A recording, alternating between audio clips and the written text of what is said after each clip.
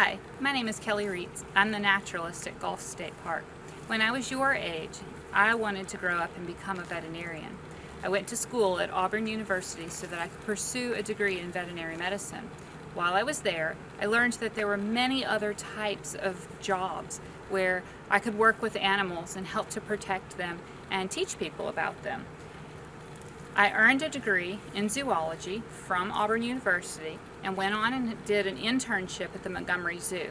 When I was at the zoo, I had the opportunity to teach people about many of the different kinds of zoo animals using animal ambassadors. I learned that I had a natural passion for teaching people to love and appreciate what we have. Here at Gulf State Park, I do the same exact thing. This is a red rat snake. This is one of our Nature Center ambassadors, and we use this snake to teach people about the different types of animals that live here at Gulf State Park. This is our most common snake in the park, and it's a very important snake because it helps to maintain populations of mice that live in the park. Now, I get to use animals like this through science and be able to teach people about the different habitats they live in and why it's important to keep them here in the park. But I also get to work with technology. We use phones and databases like eBird and iNaturalist to help make a huge data file that's used nationwide so that people understand what types of animals live here, what habitats they live in, and we use that information to help protect those animals. For example, with sea turtles, we monitor the number of sea turtles that nest on the beaches in Alabama, and we use that information to help protect them and make changes in the things that people do, like using white lights on the beach. We want to change those lights from a white light to more of a red colored light that sea turtles don't seem to notice. They're not bothered by the lights, and people still have lights that they can use so they feel safe. Okay, I had to put our snake away. She was moving around a little bit too much. And that happens when we use animals as education ambassadors. Another opportunity that I have with science is working with Fish and Wildlife to help protect the Alabama beach mouse. Alabama beach mice are a native mouse or mice that live on our coastline, on our beaches, and we have to protect their habitat because it's disappearing. We have a lot of tourism in this area, which is very important, and we want to work with Fish and Wildlife to make sure that the mice have enough habitat that they can have or sustain their population numbers. To do this, we collect Christmas trees in January and February from people like you, locals, bring their Christmas trees to us, and we put those on the beach to help grow dunes. So the Christmas trees collect the sand as the wind blows, and then we plant sea oats and different types of beach plants all around the Christmas trees, and this helps to grow a dune.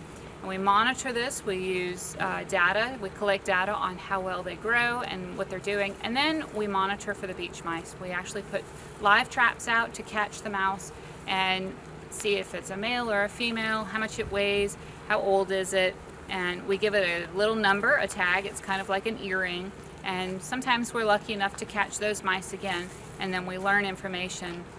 If we catch it for a year, once every couple of times a year, then we know about how long they live. Here at the Nature Center, we have other ambassadors, animal ambassadors that we use. We have a couple of alligators that live in the pond here, and we use the alligators because people come to Gulf State Park and they want to see an alligator. And alligators used to be endangered. They're one of the first animals that came off of the endangered species list because Fish and Wildlife worked with them to increase their numbers and their population and to protect their habitat. We have several birds of prey that we use for programs. These birds help to teach people about how owls fly and how important they are to the environment. We have snakes, like the one I showed you before, but we also teach people about the difference between venomous snakes and non-venomous snakes so that they have an understanding of how snakes work, how important they are in the environment.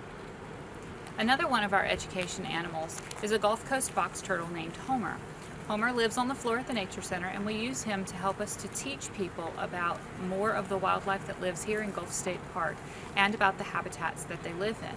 Now, Homer specifically lives in an area along the coast where fire is needed to keep his habitat clean. So we apply prescribed fire with the help of the Alabama Forestry Division so that we can keep fuels such as vines and invasive grasses out of the habitat so that his habitat would be much better. We use prescribed fire throughout the park because many of the plants in the park require fire to help them to grow. Some of these plants, like longleaf pines, their seeds won't grow at all until they feel the heat of the fire over them, and then the seeds know that they're able to get sunlight since the fuel above them is now removed. So fire is a very important part of what we do to keep the ecosystems in Gulf State Park healthy.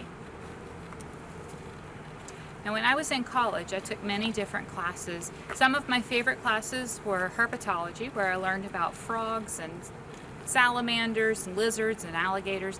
I think that was probably my very favorite class. I also took classes on mammals and birds, fish. Some of my least favorite classes were on plants. Plants are very important and we can't have an ecosystem without them, but they're not my favorite. It's these types of classes that helped me to learn the background information that I needed to be successful as a naturalist at Gulf State Park. But I think of every single day as a learning day. When I'm at work and somebody brings me a beetle and I don't know what it is, I spend time looking for or identifying what that beetle is. If I see a picture of a fish or a butterfly one of our guests took in the park, I take the time to identify what that is. Sometimes I can't do it on my own and I need help, and that's okay. So I use programs such as iNaturalist, which is a web-based program. So I'm using technology to help me to identify what that animal or plant might be. Now, when I was your age, I was absolutely determined that I was going to become a veterinarian, and that's what I worked towards. I volunteered at vet clinics. I volunteered at pounds and animal shelters, and I also volunteered at rehab facilities because I thought that I really wanted to work with helping animals to feel better. When I got to college, I realized that I could do much more by helping people to understand how important animals are and their environments. So I wanted to make a difference that way. I think the only thing I really would have done differently would be staying in school longer, because right now I'm working on my master's, and doing a master's and having a full-time job is a lot of work. So I think that I would have preferred to have finished my master's right after I got out of college. And that's about all that I would do different. Just keep learning every single day, and I would encourage you, don't give up. If a subject is hard, ask for help. There's no problem in asking questions. I ask every day questions. If I don't understand something and it's important to me, I ask and I find somebody to help me. And that's how I do my job so well, because I don't just stop. I want to make sure that I'm doing it the right way and that I have the best tools and the best help. So thank you very much for the opportunity to share with you a little bit about how STEAM helps me in my job and how I use this to be able to teach other people about the wildlife that we have here. If you have the opportunity to come by the Nature Center, come by and see me and say hi, or say hi to my coworkers, Farron and Johanna and Aubrey. We would love to hear from you. And if you have any questions for us, give us a call or send me an email and we'll do our best to answer it.